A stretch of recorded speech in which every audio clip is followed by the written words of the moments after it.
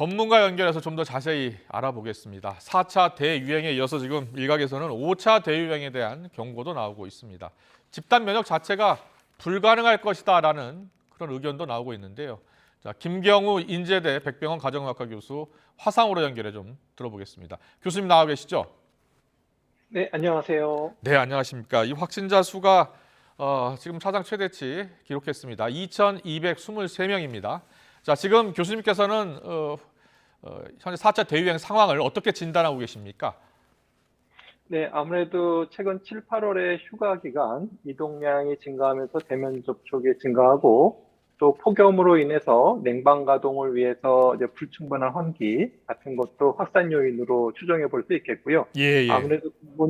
아무래도 이제 근본적으로는 전 세계에서 델타 변이 유행 속에서 아무래도 그 7월부터 시행된 사회적 거리두기 완화 조치가 수도권, 비수도권 모두에서 특히 이렇게 전염력이 높은 델타 변이 바이러스가 빠르게 확산돼서 지역 사회에 숨어 있는 감염자를 많이 만들어낸 상황이 아닌가 이렇게 볼 수 있겠습니다. 예.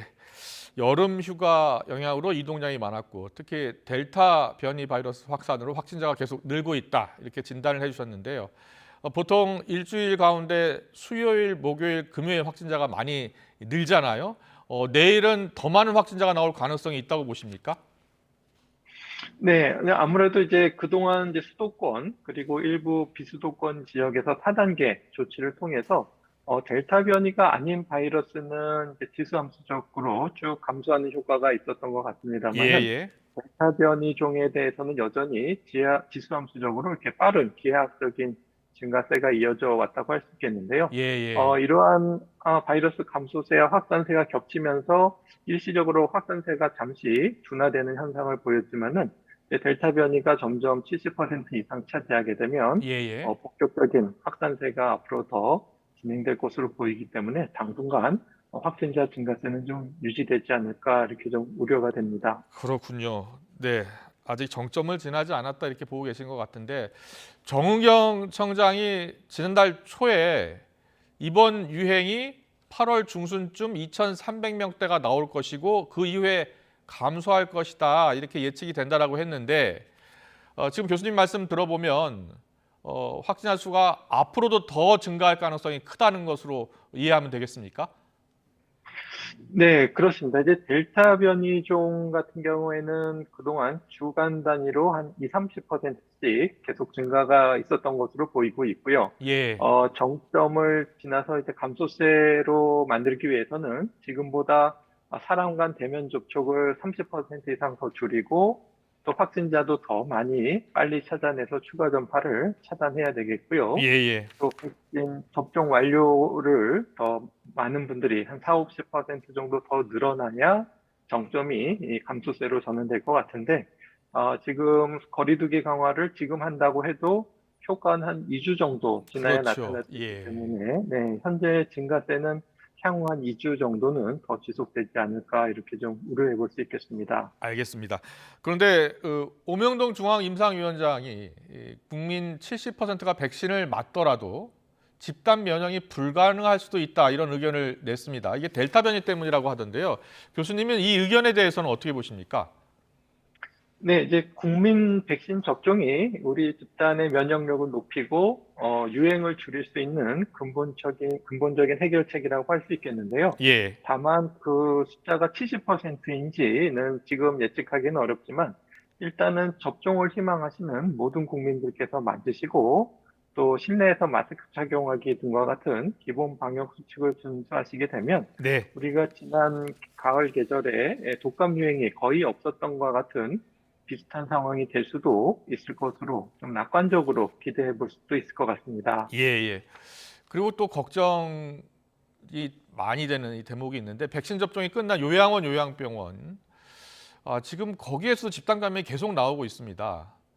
델타 변이 바이러스에 의한 돌파 감염이 아닐까 이렇게 분석이 되고 있는데 어떻게 보십니까? 네, 그렇게 보이는데요. 그 델타 변이 유행 전에도 요양시설에서 집단 감염 사례가 있었지만 백신 접종을 1차만 맞으신 분의 경우에도 예방 효과가 매우 좋았었던 적이 예, 있었는데요. 예. 최근에 델타 변이로 인한 요양병원, 요양원에서의 집단 감염 사례를 봤을 때는 1차 접종의 효과는 좀 많이 떨어지고 예. 2차 접종 완료하신 분들 중에서도 감염 예방 효과가 다소 떨어져 있는 것으로 보이는데요. 예. 다만 돌파 감염이 생기신 분들 중에서 위중증이나 사망으로 어느 정도 발생할지는 조금 더 지켜봐야 될 것 같습니다. 예, 예, 알겠습니다. 요양시설에는 어르신들이 많기 때문에 더 걱정입니다. 그리고 또 어르신들은 대부분 아스트라제네카 백신을 맞았잖아요. 그런데 이 아스트라제네카 백신이 혹시 이 델타 변이에 다른 백신보다 취약한 것 아닌지 그런 의문도 들거든요. 어떻게 보세요? 네, 백신별로 또 변이 바이러스별로 또 국가별로 좀 차이가 있지만 말씀하신 것처럼 아스트라제네카 백신이 이 다른 mRNA 백신에 비해서 감염을 예방해 주는 것 자체에 대한 효과는 다소 좀 떨어지는 것으로 보이는데요. 아, 예. 하지만 네, 접종을 완료하신 경우에 중증으로 진행되는 것을 예방해 주는 효과는 다른 mRNA 백신과 큰 차이가 없다라는 보고들도 있어서 예, 예. 효능에 좀 차이가 있을 수가 있고 또 일부 연구자는 아스트라제네카 백신이 우리가 세포 면역을 더 키워준다라는 이론도 있는데요. 하지만 감염을 예방해 주는 효과는 조금 낮을 수가 있고 네. 또 하지만 mRNA 백신이라고 하더라도 돌파 감염 사례가 있을 수가 있기 때문에 우리가 지금 많이 논의되는 것처럼 부스터샷 추가 접종에 대해서도 감염 위험 노출이 많으시고 혹시라도 돌파 감염으로 위중증으로 진행될 가능성이 높으신 분들에 대해서 그리고 부스터샷이 실제로 위중증이나 사망을 낮춰주는 효과가 있다 이렇게 예. 판단될 때는 적극적으로 추가 접종을 하는 것이 필요할 것 같습니다. 알겠습니다. 돌파 감염에 취약할 수는 있어도 중증으로 가는 것을 막아줄 수 있기 때문에 반드시 맞아야 되고 부스터샷 추가 접종도 지금 필요한 상황인 것 같다라고 분석을 해주셨는데요. 고연령대의 이 어르신들이 코로나19에 감염이 된다면 상황이 좀 더 악화될 수 있는데 일단은 백신을 맞은 분들은 치명률이 좀 낮다. 그래서 전체적인 이 코로나 치명률이 다시 높아질 가능성은 낮다. 이렇게 보면 되겠습니까? 네, 일단 백신 접종을 완료하신 어르신들 같은 경우에는 아직까지는 돌파 감염이 생겨도 위중증이나 사망이 일부 생기시지만 급증하지는 않을 것 같지만은 예, 예. 아직 그 백신 접종을 완료하지 못하신 고령층이 많이 계셔서 지금처럼 지역사회 감염 위험이 증가할 때는 지역사회에 계신 어르신이나 아니면 이런 시설에 계신 어르신 모두 감염 확산세 속에서 아무래도 돌파 감염으로 인한 사망이나 증가가 예상되는 상황이기 예, 때문에 예. 그리고 어르신뿐만 아니라 특히 이제 4, 50대에 접종을 아직 못 받으신 연령층에서도 지금 중증화율이 빠르게 증가하고 있고 아, 중환자실병 많이 병상이 부족해지고 있기 예, 때문에 예. 이러한 4, 50대에서의 사망률도 좀 앞으로 증가할 가능성이 있어서 매우 지금 확산세가 우려되는 상황이라고 할 수 있겠습니다. 네. 백신 수급이 좋지 않은 상황에서 지금 확진자가 급증하고 있어서 걱정입니다. 방역 당국은 확진자를 줄이기 위해서는 백신을 맞는 법, 그리고 거리 두기를 더 강화하는 것, 이 두 가지라고 계속 이야기하고 있습니다. 그렇다면 지금 백신이 수급이 어려운 상황인데 결국은 거리 두기 조치를 더 강화해야 되는 그런 대책밖에 없는 겁니까? 추가 대책 어떤 게 필요하겠습니까? 네, 지금 전염력이 높고 전파 속도가 빠른 특성 때문에 어떤 선행 확진자를 통한 접촉이 또 어떤 같이 식사를 한다든지 식당이라든지 이런 데서 이루어지고 있고 또 집단 감염도 역시 마스크를 벗고 사람들이 모이는 장소에서 많이 생기고 있기 때문에 그리고 마스크를 착용한다고 해도 이제 불안전하게 착용하는 가능성이 많아지는 시설에서 발생하고 있기 때문에 이런 것에 대한 조금 더 추가적인 보완 대책이 필요할 것 같고요. 또 예, 사회적 거리 두기를 강화하면서 또 보다 조금 더 많은 사람들을 빨리 찾아내고 또 조기에 찾아내는 것이 필요하기 때문에 우리가 지금 PCR 선제적인 검사를 보다 좀 사람들이 접근하기 쉽고 또 검사받기 용이하게 수검의 편의성을 높일 수 있는 전략들이 좀 추가적으로 필요할 것 같고요. 또 아무래도 이렇게 장기적인 사회적 거리두기가 강화가 됐을 때 피해를 보시는 계층에 대해서 우리가 집중적으로 지원해드리고 보호해드리는 노력들을 같이 했을 때 우리가 보다 사회적 거리두기를 강하게 또 오래 지속할 수 있을 것으로 생각이 됩니다. 예, 예. 앞서 저희 취재 기자가 지금 우려되는 것, 가장 우려되는 것 중에 하나가 병상 부족 이야기를 하더라고요. 백병원은 좀 상황이 어떻습니까? 그 병상이 부족하진 않습니까? 어떻습니까? 네, 이제 저희 병원 같은 경우에도 음압 병상이 있긴 합니다만은 그 에크모라고 하는 최종 치료 장비를 운영할 수 있는 전문 의료진이 부족하기 때문에 아, 예. 만약에 인공호흡기를 하다가 상태가 더 악화가 되시면 예. 또 더 다른 병원으로 이송해야 되는 상황이고요. 예, 예. 아마 다른 병원에서도 가지고 있는 에크모 장비들을 좀 많이 코로나19 중환자분, 특히 이제 젊은 분들을 위해서 좀 쓰고 있기 때문에 장비도 부족해질 수가 있겠고 또 이렇게 중환자 병상 한 명을 돌보시기 위해서는 24시간 3교대로 근무할 수 있는 의료진이 4~5명씩 필요하기 때문에 네. 병상 하나당 그만큼 의료진도 많이 들고 또 필요한 전문 장비도 많이 필요할 수가 있겠습니다. 그래서 예. 병상도 부족해 소화가 될 수가 있겠고 또 의료진도 우리가 중환자를 돌볼 수 있는 전문 의료진을 수백 명을 바로 동원할 수 있기는 어렵기 때문에 예, 예. 우리가 최대한 확산세를 줄이면서 또